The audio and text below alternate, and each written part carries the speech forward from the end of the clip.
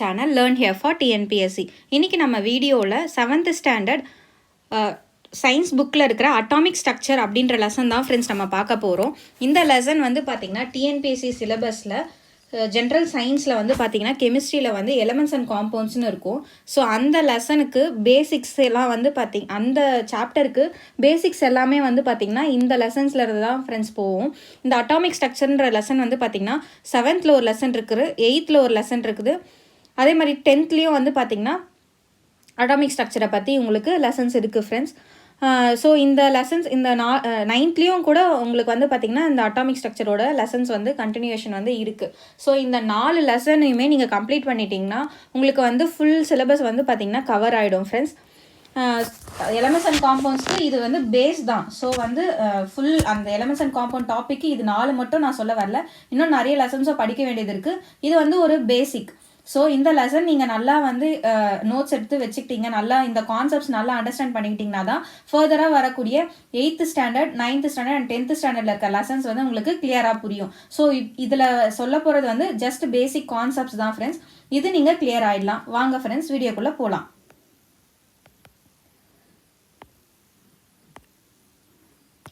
How small is an atom? Atom வந்து எவ்வளோ ஸ்மாலாக இருக்குது அப்படின்னு வந்து பார்த்தீங்கன்னா அதனுடைய டயாமீட்டர் பார்த்தீங்கன்னா 1 × 10⁻⁻⁹ மீட்டர் அளவுக்கு வந்து அதனுடைய டயாமீட்டர் வந்து இருக்குது அப்படின்ற மாதிரி வந்து சொல்கிறாங்க. அதுக்கப்புறம் பார்த்தீங்கன்னா evolution of idea of an atom. ஒரு ஆட்டம் வந்து எப்படி வந்து வந்திருக்கு, இப்போ இருக்கிற ஸ்டேஜை எப்படி அது ரீச் ஆயிருக்கு அப்படின்றத பற்றி தான் நம்ம பார்க்க போகிறோம். நிறைய சயின்டிஸ்ட் வந்து பார்த்திங்கன்னா ஸ்ட்ரக்சர் ஆஃப் ஆட்டமை வந்து கொடுத்துருக்காங்க, நிறைய அட்வான்ஸ் தியரிஸும் அதை பற்றி வந்து கொடுத்துட்ருக்காங்க. அதில் ரொம்ப முக்கியமானது வந்து பார்த்திங்கன்னா டால்டன், தாம்சன் அண்ட் ரூதர்ஃபோர்ட், இவங்க 3 பேரோட தியரிஸ் தான் வந்து ரொம்பவே முக்கியமான தியரிஸ் ஃப்ரெண்ட்ஸ். ஃபர்ஸ்ட் நம்ம டால்டன் அட்டாமிக் தியரியை பற்றி பார்க்கலாம். டால்டன் வந்து பார்த்தீங்கன்னா 1808 இந்த அட்டாமிக் தியரியை வந்து பார்த்திங்கன்னா ப்ரொப்போஸ் பண்ணியிருப்பார். இவர் என்ன சொல்லியிருப்பாருன்னு பார்த்தீங்கன்னா அது வந்து ஒரு ஸ்மால் பார்ட்டிக்கல், அதுக்கு பேர் வந்து வெரி வெரி ஸ்மால் பார்ட்டிக்கல், அதுக்கு பேர் தான் ஆட்டம் அப்படின்னு வந்து நேம் கொடுத்துருப்பாரு. ஆட்டம்ன்றது வந்து என்ன அப்படின்னு பார்த்தீங்கன்னா ஸ்மாலஸ்ட் இன்டிவிசிபிள் பார்ட்டிக்கல். இன்டிவிசிபிள்னா அதை நம்மளால் வந்து 2ஆக பிரிக்கவே முடியாது. ஸோ அந்த அளவுக்கு ரொம்ப மைன்யூட்டான ஒரு ஸ்மால் பார்ட்டிக்கலை தான் நம்ம ஆட்டம்னு வந்து சொல்கிறோம். அது வந்து ஸ்பெரிக்கல் ஷேப், அதாவது ரவுண்ட் ஷேப்பில் தான் வந்து இருக்கும் அப்படின்னு வந்து சொல்கிறாங்க. இவரோட தியரி வந்து பார்த்திங்கன்னா பாசிட்டிவ் அண்ட் நெகட்டிவ் சார்ஜை பற்றி எதுவுமே வந்து சொல்லியிருக்காது. ஜஸ்ட் இவர் ஆட்டம் அப்படின்ற ஒரு நேமை மட்டும் தான் கொடுத்துருப்பாரு. அது வந்து ரொம்ப சின்ன பார்ட்டிக்கல், அதை வந்து பொழக்கவே முடியாது நம்மளால், ஸ்பெரிக்கல் ஷேப்பில் இருக்கும், இது மட்டும் தான் அவர் வந்து கொடுத்துருப்பாரு. நானோமீட்டர்னா என்ன அப்படின்னா ஸ்மாலஸ்ட் யூனிட், ஸ்மால் லென்த்தை வந்து மெஷர் பண்ணுறதுக்கு யூஸ் பண்ணுற ஒரு ஸ்மாலஸ்ட் யூனிட் தான் நானோமீட்டர். 1 நானோமீட்டர் வந்து நானோமீட்டரோட வேல்யூ என்னன்னு பார்த்தீங்கன்னா 1 × 10⁻⁻⁹ நானோமீட்டர்னு சொல்லுவாங்க.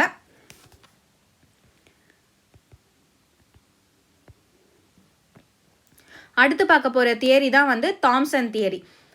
இந்த 3 தியரியோட பேஸ் தான் ஃப்ரெண்ட்ஸ் இந்த 7th ஸ்டாண்டர்டில் இருக்குது. 8th 9thலாம் பார்த்திங்கன்னா இதை பற்றி ப்ரீஃபாக நம்ம வந்து படிப்போம்.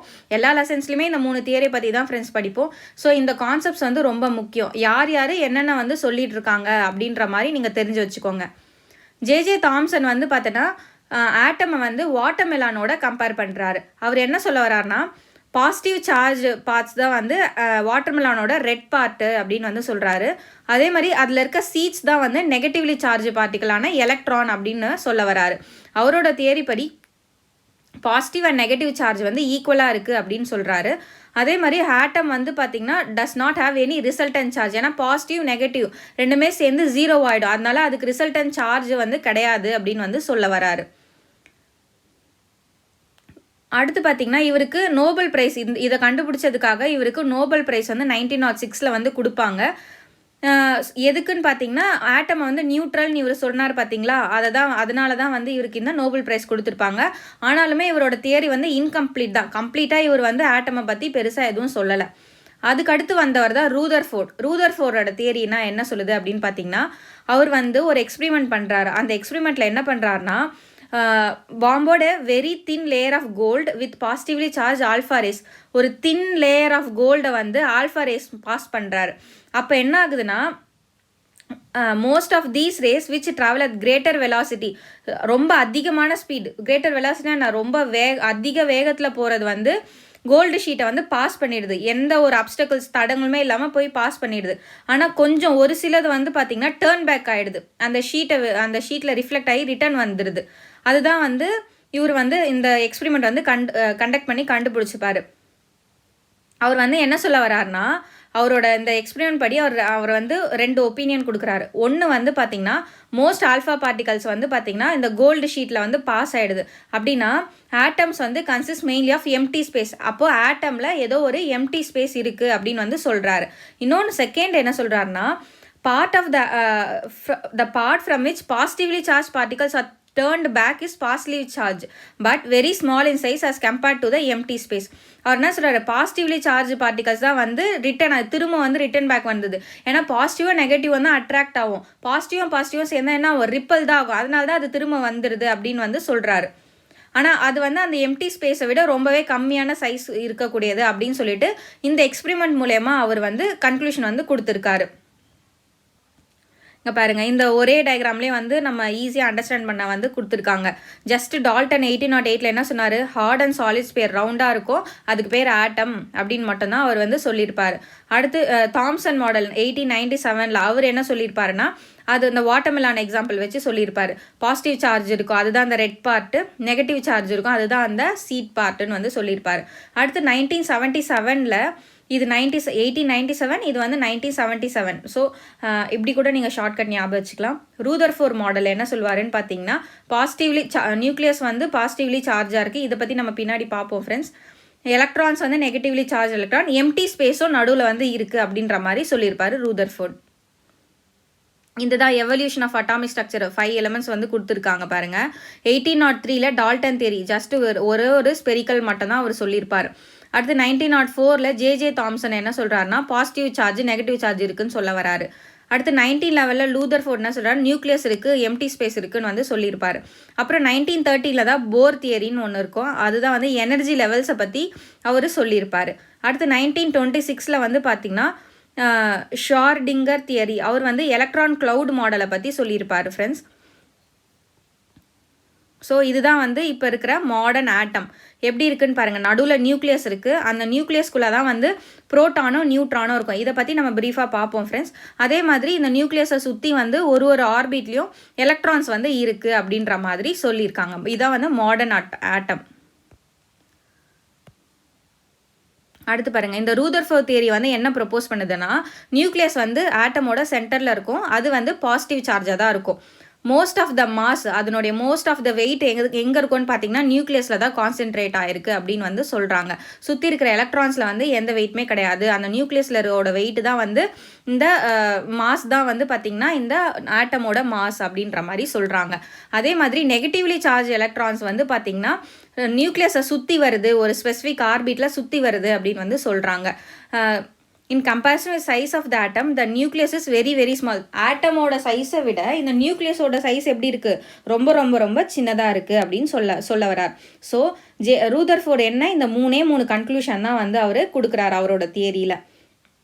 நம்மளோட ஹியூமன் பாடியில் வந்து பார்த்திங்கன்னா 7 பில்லியன் ஆட்டம்ஸ் வந்து இருக்குது, அதில் 98% வந்து எவ்ரி இயர் வந்து ரீப்ளேஸ் ஆகிட்டே இருக்குது அப்படின்னு வந்து சொல்கிறாங்க. அடுத்து சப்அட்டாமிக் பார்ட்டிகல்ஸ்னால் என்ன அப்படின்னா, எலக்ட்ரான், புரோட்டான், நியூட்ரான் இதெல்லாம் நம்ம சொல்கிறோம் இல்லையா, இதெல்லாம் வந்து ஆட்டம்குள்ளே இருக்கிற பார்ட்டிகல்ஸ். ஸோ அதனால தான் இதை நம்ம சப்அட்டாமிக் பார்ட்டிகல்ஸ்னு சொல்கிறோம். அதே மாதிரி ஹைட்ரஜன் ஆட்டம் வந்து பார்த்திங்கன்னா an electron from hydrogen atom is no longer different from electron of carbon atom. Correct தானே? ஒரு ஆட்டமில் எலக்ட்ரான் எப்படி இருக்கோ அதே மாதிரி தான், ஒரு எலமெண்ட்டில் எலக்ட்ரான் எப்படி இருக்கோ அதே மாதிரி தான் மற்ற இன்னொரு எலமெண்ட்லேயும் வந்து எலக்ட்ரான் வந்து இருக்கும். அதே மாதிரி தான் புரோட்டான், நியூட்ரான் எல்லாமே அப்படின்னு வந்து சொல்ல வராங்க. ஸோ இதுதான் சப்அட்டாமிக் பார்ட்டிகல்ஸ்க்கான இது, ஆட்டமோட subatomic particles electrons, protons and நியூட்ரான்ஸ்னு இந்த படத்தில் சொல்ல வராங்க. இப்போ நம்ம புரோட்டான், எலக்ட்ரான், நியூட்ரானை பற்றி ஒன்னொன்றுத்தை பற்றியும் நம்ம பார்க்க போகிறோம் ஃப்ரெண்ட்ஸ். புரோட்டான்றது வந்து பார்த்திங்கன்னா ஒரு பாசிட்டிவ்லி சார்ஜ் பார்ட்டிகல். ஸோ நம்ம வந்து பார்த்திங்கன்னா இப்படி ஞாபகம் வச்சுக்கலாம், பி பாசிட்டிவ், அதுக்கும் வந்து Roman letter P. So proton வந்து பாசிட்டிவ்லி சார்ஜ் பார்ட்டிகல்ஸ், அது வந்து எங்கே இருக்குது, நியூக்ளியஸில் தான் இருக்குது. It's positive charges of same magnitude as that of electrons negative charge. அதாவது எலக்ட்ரான் ஓட நெகட்டிவ் சார்ஜுக்கு என்ன மேக்னிடியூட் இருக்கோ அதே மேக்னிடியூடில் தான் வந்து இந்த ப்ரோட்டானும் இருக்குது அப்படின்ற மாதிரி சொல்கிறாங்க. அதே மாதிரி நியூட்ரான்னா என்ன அப்படின்னா இதுவும் நியூக்ளியஸ்குள்ளே தான் இருக்குது. இந்த நியூட்ரானுக்கு வந்து எந்த சார்ஜுமே கிடையாது. அது வந்து என்னது நியூட்ரல். ஸோ என்னா என்னது நியூட்ரல். அதுக்கு வந்து எந்த சார்ஜுமே கிடையாதுன்னு அர்த்தம். ஹைட்ரஜனை தவிர மற்ற எல்லா இதுலேயுமே வந்து பார்த்திங்கன்னா நியூட்ரான்ஸ் வந்து இருக்கும். ஹைட்ரஜன் அதாவது புரோட்டீனியம், ஹைட்ரஜன்லேயே புரோட்டீனியமில் மட்டும்தான் வந்து பார்த்திங்கன்னா ஏன் அதுக்கு புரோட்டீனியம் வந்திருக்குன்னா அதில் வெறும் புரோட்டான் மட்டும் தான் இருக்கும். அதனால தான் அதனோட நேம் என்னவா வச்சுருக்காங்க, புரோட்டீனியம்னு வச்சுருக்காங்க. இதில் வந்து நியூட்ரான்ஸ் வந்து இருக்கவே இருக்காது. ஸோ அதனால தான் அதுக்கு பேர் புரோட்டீனியம்னு வந்தது. அடுத்து பாருங்கள் எலக்ட்ரான் வந்து பார்த்திங்கன்னா நெகட்டிவ்லி சார்ஜ்டு பார்ட்டிகல்ஸ். எலக்ட்ரான்ஸ் வந்து பார்த்திங்கன்னா நியூக்ளியஸை வந்து சுற்றி வந்துட்டுருக்கோம் ஒரு ஸ்பெசிஃபிக் ஆர்பிட்டில். அதாவது கண்ணாபின்னா அங்கங்கே சுற்றாமல் ஒரு வட்ட பாதையை வச்சுக்கிட்டு அந்த வட்டத்தில் தான் வந்து அது சுற்றி வந்துட்டுருக்கோம். அதுதான் வந்து நம்ம ஸ்பெசிஃபிக் ஆர்பிட்னு சொல்கிறோம். மாஸ் ஆஃப் எலக்ட்ரான் வந்து பார்த்திங்கன்னா negligible as compared to that of proton and neutron. அதாவது புரோட்டானு நியூட்ரானை கம்பேர் பண்ணும்போது மாஸ் ஆஃப் த எலக்ட்ரான் வந்து நெக்லிஜிபிள் தான். அதாவது இந்த மாஸ் ஆஃப் த எலக்ட்ரான் எதை டிபெண்ட் பண்ணியிருக்கோன்னா நம்பர் ஆஃப் புரோட்டான்ஸ் அண்ட் நியூட்ரான்ஸை வந்து டிபெண்ட் பண்ணி தான் இந்த எலக்ட்ரானோட மாஸ் வந்து டிபெண்ட் ஆகி இருக்கும் அப்படின்னு வந்து சொல்கிறாங்க. புரோட்டான்ஸ் அண்ட் நியூட்ரான்ஸை ரெண்டுத்தையும் ஒன்றா சேர்த்து நம்ம என்ன அது ரெண்டும் தான் நியூக்ளியஸில் இருக்கோன்னு நம்ம பார்த்தோம் இல்லையா, அது ரெண்டுத்தையும் சேர்த்து நம்ம நியூக்ளியான்னு சொல்கிறாங்க. ஏன்னா இது ரெண்டுமே எதுக்குள்ளே இருக்குது, நியூக்ளியஸ்குள்ளே இருக்குது. அதனால் புரோட்டான்ஸும் நியூட்ரான்ஸும் சேர்த்து நியூக்ளியான்ஸ்னு சொல்கிறாங்க. Total negative charge of an electron outside the nucleus is equal to total positive charge of the nucleus. அதனால் நியூக்ளியஸுக்குள்ளே எவ்வளோ டோட்டல் நெகட்டிவ் சார்ஜ் ஆஃப் எலக்ட்ரானோட total negative charge is equal to total positive charge of the nucleus. வெளியில் இருக்கிற negative charge எவ்வளோ அப்படின்னு பார்த்தீங்கன்னா is equal to உள்ளே இருக்கிற பாசிட்டிவ் சார்ஜ், நியூக்ளியஸ்குள்ளே இருக்க பாசிட்டிவ் சார்ஜ். அதனால தான் என்ன ஆகுது, பாசிட்டிவும் நெகட்டிவும் சேர்ந்து நமக்கு ஜீரோ நியூட்ரலாக வந்து ஆயிடுதுன்னு சொல்கிறாங்க.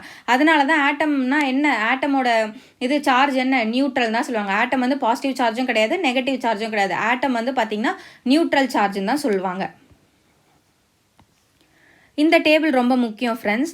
இந்த சப்பாட்டாமிக் பார்ட்டிகல்ஸ் எல்லாம் யார் டிஸ்கவர் பண்ணது அப்படின்னு வந்து பார்த்தீங்கன்னா புரோட்டானை வந்து ஏர்னஸ்ட் ரூதர்ஃபோர்ட் தான் இதை டிஸ்கவர் பண்ணியிருப்பாரு.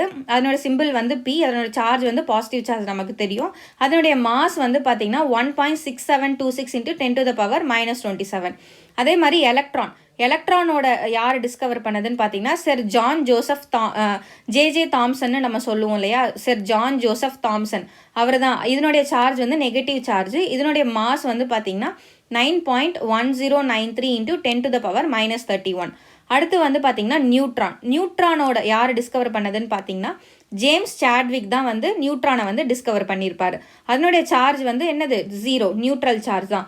ஸோ அதனுடைய மாஸ் என்ன அப்படின்னு பார்த்தீங்கன்னா 1.6749 × 10⁻⁻27. இப்போ நம்ம அடுத்து பார்க்க போகிற கான்செப்ட் என்ன அப்படின்னு பார்த்தீங்கன்னா atomic number and mass number. Atomic நம்பர்னா என்ன, மாஸ் நம்பர்னா என்ன அப்படின்னு வந்து நம்ம பார்க்க போகிறோம். எல்லா எலமெண்ட்டுமே வந்து பார்த்தீங்கன்னா same type of electrons, protons, neutrons தான் மேடாக இருக்குது. அதில் அப்போ எல்லாமே ஒன்றா கார்பன் ஆட்டமையும் அயன் ஆட்டமையும் நம்ம எப்படி டிஃப்ரென்ஷியேட் பண்ணி காமிப்போம்.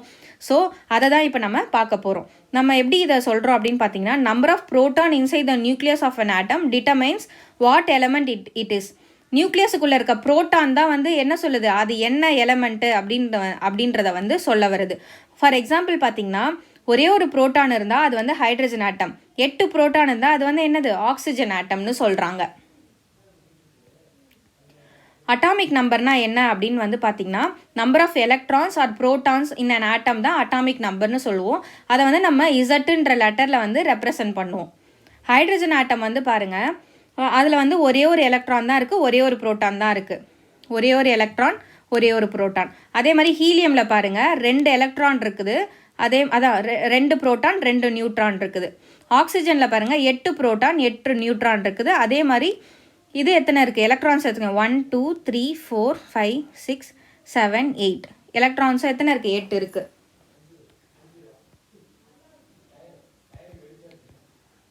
அடுத்து பாருங்கள் friends, mass number or atomic மாஸ்ன்னு ஒரு கான்செப்ட் இருக்குது. மாஸ் நம்பர்னா என்ன அப்படின்னு வந்து பார்த்தீங்கன்னா sum of protons and neutrons in the நியூக்ளியஸுக்குள்ளே. அதை நம்ம என்ன சொன்னோம், மாஸ் ஒரு ஆட்டமோட மாஸ் எங்கே கான்சன்ட்ரேட் ஆகிருக்குன்னு சொன்னோம், நியூக்ளியஸ்குள்ளே தான் கான்சென்ட்ரேட் ஆயிருக்குன்னு சொன்னோம். அப்போது மாஸ் நம்பர் நம்ம எதை சொல்லுவோம், நியூக்ளியஸ்குள்ளே என்னென்ன இருக்கோ அதை ரெண்டுத்தையும் ஆட் பண்ணால் தானே நமக்கு மாஸ் நம்பர் கிடைக்கும். ஸோ நியூக்ளியஸ்குள்ளே என்ன இருக்கும், ப்ரோட்டான்ஸும் நியூட்ரான்ஸும் தான் இருக்கும். அப்போ மாஸ் நம்பர் A = என்ன, மாஸ் நம்பரை வந்து நம்ம ஏன்னு ரெப்ரசென்ட் பண்ணுவோம். ஸோ அப்போ மாஸ் நம்பர் என்னவா இருக்கும், ப்ரோட்டான்ஸும் நியூட்ரான்ஸும் சேர்ந்தது தான் நம்ம மாஸ் நம்பர்னு சொல்கிறோம். இங்கே எக்ஸாம்பிள்ஸ்லாம் கொடுத்துருக்காங்க பாருங்கள் ஃப்ரெண்ட்ஸ். இங்கே இந்த டேபிள் பாருங்கள். ஹைட்ரஜனுக்கு வந்து அட்டாமிக் நம்பர் 1, புரோட்டானும் 1, நியூட்ரான் 0 சொல்கிறாங்க. அப்போ மாஸ் நம்பர் என்னவா இருக்கும், 1 தான் இருக்கும். நம்பர் ஆஃப் புரோட்டான்ஸும் நியூட்ரான்ஸும் ஆட் பண்ணால் தானே. அதே மாதிரி ஹீலியமுக்கு பாருங்கள், புரோட்டான் வந்து 2 இருக்குது, நியூட்ரான் 2 இருக்குது. அப்போ மாஸ் நம்பர் எத்தனை இருக்கும், 4 இருக்கும். ஸோ அதான் இங்கே சொல்ல வராங்க. இன்னொரு கான்செப்ட் பாருங்கள், ஐசோடோப்ஸ் அண்ட் ஐசோபார்ஸ். ஐசோடோப்ஸ்னால் என்ன அப்படின்னு வந்து பார்த்தீங்கன்னா, atoms of the same element can have different number of neutrons. ஒரே எலமெண்ட்டோட ஆட்டம் தான், ஆனால் நியூட்ரானோட நம்பர் மட்டும் மாறுபடும். Such atoms will have same atomic number but different mass number. Atomic number அதை மாதிரி ஆட்டம்க்கு வந்து அட்டாமிக் நம்பர் சேமாக இருக்கும், ஆனால் மாஸ் நம்பர் வந்து எப்படி இருக்கும், மாறுபடும். ஃபார் எக்ஸாம்பிள் பாருங்கள், இந்த 3 ஹைட்ரஜன் பாருங்கள், கீழே இருக்கிறது வந்து அட்டாமிக், இது வந்து அட்டாமிக் நம்பரு, இது வந்து என்னது mass number. So atomic number எல்லாத்துக்குமே இங்கே 1 தான் இருக்குது. ஓகேவா, அட்டாமிக் நம்பர் சேம் தான், ஆனால் மேலே இருக்க மாஸ் நம்பர் என்னவா இருக்குது, 1 இருக்குது, 2 இருக்குது, 3 இருக்குது, மாறுபடுது. So same number of same atomic number but different mass number இருந்தால் அதுக்கு பேர் ஐசோடோப்ஸ்னு சொல்கிறாங்க. அடுத்து பார்க்க போகிற கான்செப்ட் வந்து ஐசோபார்ஸ். ஐசோபார்ஸ்னால் என்னென்னா, சேம் மாஸ் நம்பர் இருக்கும் பட் அட்டாமிக் நம்பர் என்னவா இருக்கும், அப்படியே வந்து வேறு வேறு இருக்கும். ஸோ அதான் இதுக்கு டோட்டல் ஐசோடோப்ஸ்க்கு அப்படியே ஆப்போசிட் தான் என்னது, மாஸ் ஐசோபார்ஸ்னு வந்து சொல்கிறாங்க. அடுத்து நம்ம பார்க்க போகிற கான்செப்ட் வந்து வேலன்சி அப்படின்ற கான்செப்ட் ஃப்ரெண்ட்ஸ். அடுத்து இந்த டூயூனோ பாருங்கள், எது வந்து ஆட்டம்ஸை வந்து ஒன்றா ஸ்டிக் டுகெதராக வச்சுருக்கு அப்படின்னு பார்த்தீங்கன்னா, நம்ம ஆல்ரெடி பார்த்த கான்செப்ட் தான். எலக்ட்ரான்ஸ் வந்து என்னது, நெகட்டிவ் சார்ஜை கேரி பண்ணுது, ப்ரோட்டான்ஸ் வந்து பாசிட்டிவ் சார்ஜை கேரி பண்ணுது. பாசிட்டிவ் நெகட்டிவாக எப்பவுமே அட்ராக்ட் ஆகும் இல்லையா. ஸோ அந்த அட்ராக்ஷன் தான் வந்து எலக்ட்ரான்ஸை வந்து பார்த்தீங்கன்னா அந்த ஆர்பிட்குள்ளே சுற்றி வர வந்து ஹோல்ட் பண்ணி வச்சிருக்கு அப்படின்னு வந்து சொல்ல வராங்க. வேலன்சினா என்ன அப்படின்னா, கம்பைனிங் ப்ராப்பர்ட்டி ஆஃப் அன் ஆட்டமை தான் நம்ம வேலன்சின்னு சொல்லுவோம். அதாவது இப்போது 2 எலமெண்ட்டு, NAன்னு ஒரு எலமெண்ட்டு, சிஎல்னு ஒரு எலமெண்ட், இது ரெண்டும் சேர்ந்தாதான் நமக்கு NaClன்னு கிடைக்கும். இதுதான் வந்து என்னது, கம்பைனிங் ப்ராப்பர்ட்டி. NAவும் சிஎல்லும் சேர்ந்தாதான் நமக்கு NaCl கிடைக்குது. அதுதான் அந்த கம்பைனிங் ப்ராப்பர்ட்டி ஆஃப் அன் ஆட்டமை தான் நம்ம வேலன்சின்னு சொல்கிறோம். இதுக்கு எக்ஸாம்பிள் பாருங்கள், ஆக்சிஜன் வந்து 2 ஹைட்ரஜன் ஆட்டம் கூட சேர்ந்தாதான் நமக்கு வாட்டர் மாலிகுல் கிடைக்குது. அதனால் ஆக்சிஜனோட ஆட்டம் வந்து வேலன்சி ஆஃப் ஆக்சிஜன் வந்து பார்த்திங்கன்னா 2. ஏன்னா அதனால் என்ன பண்ண முடியுது, 2 ஆக்சிஜனோட சேர்ந்துக்கிற கெப்பாசிட்டி வந்து அதுக்கு இருக்குது. அதனால தான் வேலன்சி ஆஃப் ஆக்சிஜன் வந்து 2ன்னு சொல்லுவாங்க. இன்னும் நம்ம ஃபர்தராக ஹையர் கிளாஸஸில் வந்து பார்த்திங்கன்னா அந்த டயக்ராம்ஸ் வச்சு நம்ம போடுவோம். அதில் அவுட்டமோஸ்ட் ஷெல்லில் எவ்வளோ வேக்கன்சி இருக்கோ அதுதான் வந்து வேலன்சி நம்ம வந்து ஃபர்தராக வந்து படிப்போம் ஃப்ரெண்ட்ஸ். அந்த கான்செப்ட்ஸ்லாம் வந்து நம்ம ஃபர்தராக 8th and 9th ஸ்டாண்டர்ட்ஸில் தான் படிப்போம். இப்போதைக்கு நீங்கள் இந்த கான்செப்ட் மட்டும் தெரிஞ்சு வச்சுக்கோங்க. என்ன, கம்பைனிங் ப்ராப்பர்ட்டி ஆஃப் அன் ஆட்டமை தான் நம்ம வேலன்சின்னு வந்து சொல்கிறோம். அடுத்து பாருங்கள், வேலன்சின்றதை இன்னும் நம்ம எப்படி சொல்லலாம் அப்படின்னா, அதை combining capacity of an element தான் நம்ம வேலன்சின்னு சொல்லுவோம். ஆட்டம்ஸ் ஆஃப் டிஃப்ரெண்ட் எலமெண்ட் வந்து combine with each other to form molecule. Different எலமெண்ட்டோட ஆட்டம்ஸ் வந்து கம்பைன் பண்ணி நமக்கு மாலிகுலாக கிடைக்குது. அதான் Na ஒரு எலமெண்ட், Cl ஒரு எலமெண்ட், அது டிஃப்ரெண்ட்டான எலமெண்ட் தான். அது ரெண்டும் சேர்ந்து நமக்கு NaClன்னு ஒரு மாலிகுல் கிடைக்குது. வேலன்சி என்ன டிட்டர்மைன் பண்ணுதா, number of atoms of an element that combines with atoms of other element. இப்போது எத்தனை ஆட்டம், அந்த சோடியமில் இருக்கிற எத்தனை ஆட்டம் வந்து Cl ஆட்டமோட கம்பைன் ஆகுதோ அதுதான் வந்து நம்ம வேலன்சி வந்து நமக்கு டிட்டர்மைன் பண்ணுது அப்படின்னு சொல்ல வராங்க. அடுத்து பாருங்கள், அதாவது ஒரு எலமெண்ட்டுக்கு வேலன்சி 1 இருந்தால் அது மோனோ வேலன்ஸ் சொல்லுவாங்க. எக்ஸாம்பிள் அதுக்கு ஹைட்ரஜனும் சோடியமும். அதே மாதிரி ஒரு எலமெண்ட்டுக்கு வேலன்சி 2 இருந்ததுன்னா டைவேலண்ட்டுன்னு சொல்லுவாங்க. அதுக்கு எக்ஸாம்பிள் ஆக்சிஜன் அண்ட் பெர்லியம். அதே மாதிரி ஒரு எலமெண்ட்டுக்கு வேலன்சி 3னா அதுக்கு ட்ரைவேலன்ஸ் சொல்லுவாங்க. அதுக்கு எக்ஸாம்பிள் வந்து நைட்ரஜன் அண்ட் அலுமினியம். சம் எலமெண்ட்டுக்கு வந்து பார்த்திங்கன்னா ஒரு வேலன்சிக்கு மேலே இருக்கும். அதுக்கு எக்ஸாம்பிள் வந்து பார்த்திங்கன்னா அயன் வந்து ஆக்சிஜனோட கம்பைன் பண்ணுச்சுன்னா 2 டைப்ஸ் ஆஃப் இது வந்து நமக்கு கொடுக்குது. ஒன்று வந்து ஃபெரஸ் ஆக்சைடு, அதனுடைய வேலன்சி 2. இன்னொன்று வந்து பார்த்திங்கன்னா ஃபெரிக் ஆக்சைடு கொடுக்குது, அதனுடைய வேலன்சி வந்து 3 வந்து இருக்குது அப்படின்னு சொல்கிறாங்க. நான் சொன்ன பார்த்திங்களா, அந்த எக்ஸாம்பிள் தான் கொடுத்துருக்காங்க. ஸோ ஒரு NA தான் 2 NA 2 CL சேர்ந்து நமக்கு 2 NaCl கிடைக்குது. அப்போது ஒரு NAலையும் ஒரு ஸ்பேஸ் தான் வேக்கன்சியாக வந்து இருக்குது. அந்த ஸ்பேஸை தான் Cl வந்து நமக்கு ஃபில் ஆகுது. So valency of both sodium and chlorine ரெண்டுத்துக்குமே வந்து பார்த்திங்கன்னா 1 தான் வந்து வேலன்சி. ஸோ இந்த டேபிள் தான் ஜஸ்ட் கொடுத்துருக்காங்க பாருங்கள் ஃப்ரெண்ட்ஸ். ஹைட்ரஜன்னா அதனோட atomic number, mass number and valency இதெல்லாம் கொடுத்துருக்காங்க. ஸோ அவ்வளோதான் ஃப்ரெண்ட்ஸ் இந்த லெசன். உங்களுக்கு கண்டிப்பாக இந்த லெசன் வந்து கான்செப்ட்ஸ்லாம் உங்களுக்கு கிளியராக புரிஞ்சிருக்கும்னு நினைக்கிறேன். ஃபர்தராக நான் வந்து பார்த்திங்கன்னா அப்கமிங் வீடியோஸில் வந்து நெக்ஸ்ட்டு அட்டாமிக் ஸ்ட்ரக்சரை பற்றி நான் லெசன்ஸ் வந்து அப்லோட் பண்ணுறேன் ஃப்ரெண்ட்ஸ். என்னோட டீச்சிங் உங்களுக்கு பிடிச்சிருந்ததுன்னா உங்கள் ஃப்ரெண்ட்ஸுக்கு வந்து ஷேர் பண்ணுங்கள் ஃப்ரெண்ட்ஸ். தேங்க்ஸ் ஃபார் வாட்சிங்.